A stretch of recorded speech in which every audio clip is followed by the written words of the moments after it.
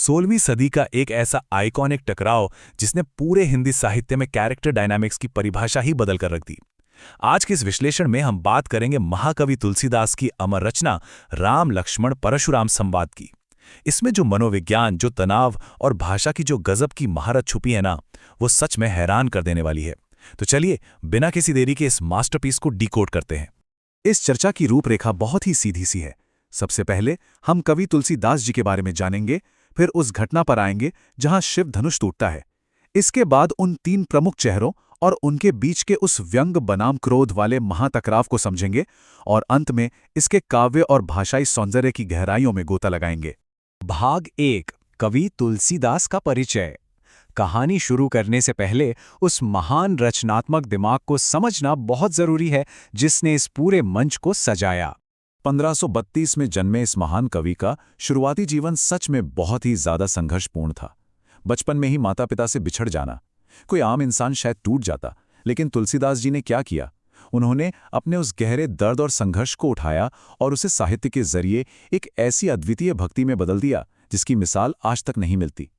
और उनकी ये लिस्ट देखिए, रामचरितमानस, विनय पत्रिका, कवितावली, गीतावली, मतलब इनका रेंज बिल्कुल अविश्वसनीय था।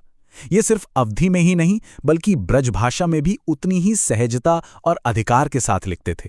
1623 में काशी में अपने देहावसान से पहले वो भारतीय साहित्य को एक ऐसा खजाना दे गए जो सदियों तक अमर रहेगा। भाग 2 शिव धनुष का टूटना। अब सीधे उस विस्फोटक पॉइंट पर चलते हैं जहां से इस पूरे ड्रामे की, इस पूरे टकराव की असली शुरुआत होती है। सीता स्वयंवर के उस भारी भरकम माहौल की कल्पना कीजिए। राम ने जैसे ही भगवान शिव का वो पवित्र धनुष तोड़ा, उसकी वो कान फाड़ देने वाली भयानक आवाज सीधे मुनि परशुराम तक पहुंच गई। और फिर जो वो भयंकर क्रोध में राजसभा में एंट्री लेते हैं, एक तरफ आग बबूला परशुराम हैं, दूसरी तरफ बिल्कुल शांत विनम्र राम और उनके साथ निडर तेज तर्रार लक्ष्मण। माहौल में जो टेंशन है ना, उसे बस महसूस किया जा सकता है। ऐसे उबलते हुए माहौल में राम की पहली लाइन सुनिए, नाथ शंभु धनु भंजनी हारा, होई ही क्यों एक दास तुम्हारा। एकदम शांत, एकदम नपातुला स्वर। वो बहुत ही सम्मान के साथ उस उग्र मुनि से कहते हैं कि हे नाथ, इस धनुष को तोड़ने वाला कोई आपका ही एक दास होगा। ये एक बहुत ही खूबसूरत कोशिश थी उस भड़कती हुई आग पर पानी डालने की। भाग 3 प्रमुख व्यक्तित्व। सच कहूं तो इस पूरे पाठ का असली जादू इन तीनों किरदारों के गहरे मनोवैज्ञानिक खेल में ही छिपा है। यहां कॉन्ट्रास्ट देखिए, एक तरफ है परशुराम का वो अंधा कर देने वाला, न रुकने वाला गुस्सा, और दूसरी तरफ लक्ष्मण का वो बिल्कुल निडर और तीखा व्यंग। परशुराम लगातार अपनी डरावनी धमकियां दे रहे हैं और लक्ष्मण उन्हें ऐसे चुटीले जवाब दे रहे हैं जो किसी भी कीमत पर पीछे हटने को तैयार ही नहीं है। ये सच में एक जबरदस्त टक्कर है। परशुराम की ये लाइन उनका पूरा कैरेक्टर 1 सेकंड में क्लियर कर देती है। सहस्र बाहु सम सो रिपु मोरा। वो सीधे सीधे ऐलान कर देते हैं कि जिसने भी ये शिवधनुष तोड़ा है वो समाज से अलग हो जाए, वरना वो मेरे लिए उस सहस्रबाहु नाम के राजा के बराबर ही एक घोर दुश्मन है। मतलब यहां समझौते की तो कोई गुंजाइश ही नहीं छोड़ी गई। भाग 4 व्यंग्य बनाम क्रोध। अब देखते हैं कि कैसे इन दोनों के बीच संवादों की ये तेज तर्रार बारिश पूरे तनाव को बिल्कुल चरम पर ले जाती है। ये आमना सामना लिटरली कमाल का है। परशुराम अपना खौफनाक इतिहास गिना रहे हैं कि मैं एक बाल ब्रह्मचारी हूं, क्षत्रियों का सबसे बड़ा दुश्मन हूं। और इसके जवाब में लक्ष्मण क्या कहते हैं? वो बड़े ही चंचल और व्यंग्यात्मक तरीके से कहते हैं कि अरे मुनि जी, बचपन में तो हमने खेल खेल में बहुत सी धनुषियां तोड़ दी थी, तब तो आपको इतना गुस्सा नहीं आया, फिर इसी एक पुराने धनुष पर इतना प्यार क्यों आ रहा है? और लक्ष्मण यही नहीं रुकते, वो और भी साहस दिखाते हुए कहते हैं, छुअत टूट रघुपति हूं न दोसू। मतलब ये धनुष तो इतना पुराना और कमजोर था कि मेरे भाई राम के छूते ही टूट गया, इसमें उनका कोई दोष नहीं है।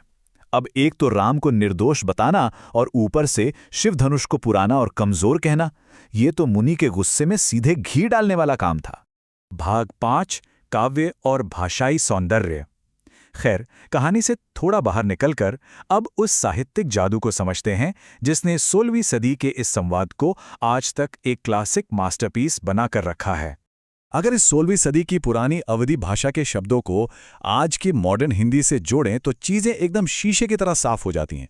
भंजनी हारा यानी तोड़ने वाला, रिसाई यानी भयंकर क्रोध, परसु का मतलब है वो कुल्हाड़ा या फरसा जो परशुराम हमेशा रखते थे, और कुम्हड़बतिया, ये बड़ा ही दिलचस्प शब्द है जिसका इस्तेमाल बहुत ही कमजोर व्यक्ति या छुई मुई के पौधे के लिए किया जाता है। इन शब्दों का जो वजन है ना, वो संवाद को और भी धारदार बना देता है। और फिर आता है दोहा छंद। दोहा बेसिकली एक पोएटिक मीटर है, एक लय है।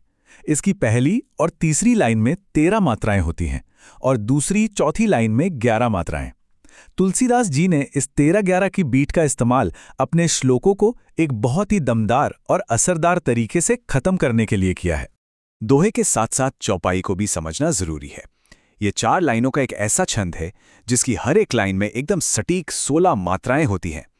और मजे की बात यह है कि यही चौपाइयां पूरे रामचरितमानस की एक धड़कन की तरह लगातार चलती रहती है और पूरी कहानी को एक फ्लो में आगे बढ़ाती है।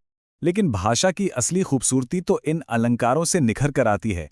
बाल को बोली बधऊं नहीं तो ही, इसमें ब साउंड का जो रिपीटेशन है वो अनुप्रास अलंकार का क्या शानदार उदाहरण है। और फिर कोटि कुलिस सम बचनु तुम्हारा जैसे पावरफुल उपमा अलंकार, यहाँ पर परशुराम के कड़वे वचनों की तुलना करोड़ों वज्रों से की गई है। ये सारे एलिमेंट्स मिलकर उस बहस को इतना इम्पैक्टफुल बना देते हैं कि पूछिए मत। इस पूरे महाकाव्य को गहराई से समझने के बाद दिमाग में एक बहुत ही जरूरी सवाल उठता है, क्या क्रोध, क्या गुस्सा हमेशा एक नेगेटिव इमोशन ही होता है, या फिर कभी-कभी जैसे परशुराम का वो भयानक क्रोध, या फिर अन्याय के खिलाफ लक्ष्मण का वो विद्रोही गुस्सा, क्या ये कभी किसी बड़े बदलाव या न्याय का जरिया भी बन सकते हैं? ये एक ऐसा सवाल है जो इस कहानी के खत्म होने के बहुत बाद तक हमारे जहन में गूंजता रहता है।